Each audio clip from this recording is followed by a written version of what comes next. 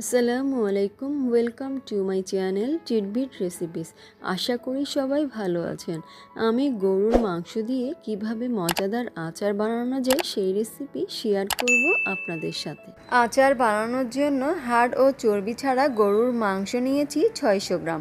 মাংসগুলো ছোট ছোট করে কেটে ভালো করে ধুয়ে নিয়েছি। মাংসগুলো প্যানে নিয়ে হলুদ গুঁড়া দিচ্ছি 1 চা চামচ, ধনিয়া গুঁড়া 1 চা চামচ, মরিচ গুঁড়া 1 চা চামচ, জিরা গুঁড়া 1 চা চামচ, গরম মশলা গুঁড়া 1 চা চামচ, গোলমরিচ পাউডার 1/4 চা চামচ, এলাচ পাউডার 1/4 চা চামচের চেয়ে কম, লবণ 1 টেবিল চামচ, রসুন পেস্ট 1 টেবিল চামচ, আদা পেস্ট 1 টেবিল চামচ, সরিষার তেল 2 টেবিল চামচ।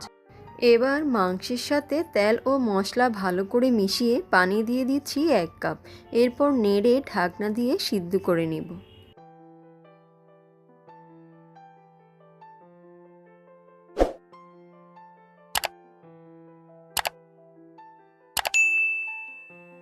দেখতে পাচ্ছেন এখন পানি অনেকটাই শুকিয়ে এসেছে।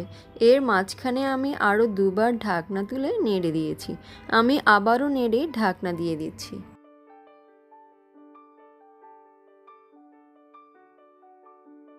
এখন মাংস থেকে সম্পূর্ণ পানি শুকিয়ে 95% সিদ্ধ হয়ে গিয়েছে। মাংস থেকে পানি অবশ্যই শুকিয়ে নিতে হবে, না হয় আচার বেশি সময় ধরে সংরক্ষণ করা যাবে না। মাংসগুলো নিয়ে একই প্যানে সরিষার তেল দিচ্ছি 2/3 কাপ। তেল সামান্য গরম হলে তেজপাতা 1টি, দারুচিনি 2 টুকরা, 5 ফোড়ন 1/2 চা চামচ এগুলো দিয়ে 1 মিনিট নেড়ে অ্যাড করছি 15-16 পিস খোসা ছিলে নেওয়া রসুন। রসুন 2 মিনিট ভেজে নিয়ে অ্যাড করছি 1 চা চামচ আদা পেস্ট, 1 চা চামচ রসুন পেস্ট। এখন স্প্যাচুলা দিয়ে নেড়ে 1 মিনিটের মতো ভেজে নিচ্ছি। এরপর 3টি শুকনা মরিচ 2 ফালি করে দিয়ে দিয়েছি।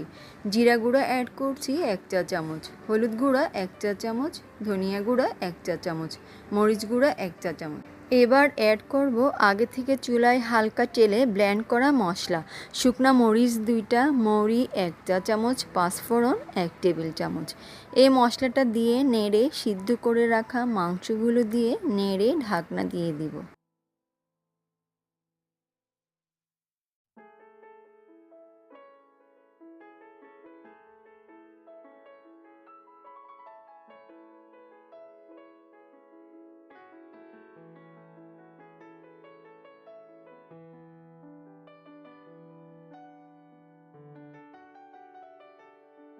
এর মধ্যে আমি আরও দুবার ঢাকনা তুলে নেড়ে দিয়েছি।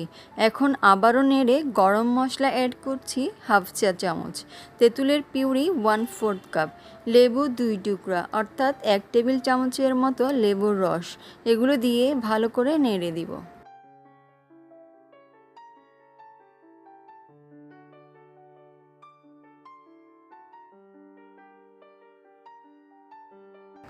এ পর্যায়ে অ্যাড করছি হোয়াইট ভিনেগার 1.5 টেবিল চামচ।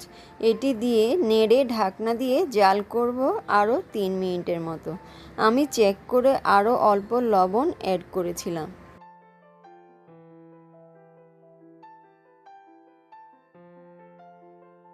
সবশেষে অ্যাড করছি চিনি 1.5 টেবিল চামচ।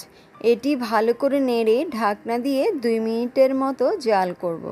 আমি যেসব উপকরণ দিয়ে আচারটি বানিয়েছি সেম উপকরণ ও প্রসেসে আপনারাও একবার বানিয়ে দেখতে পারেন।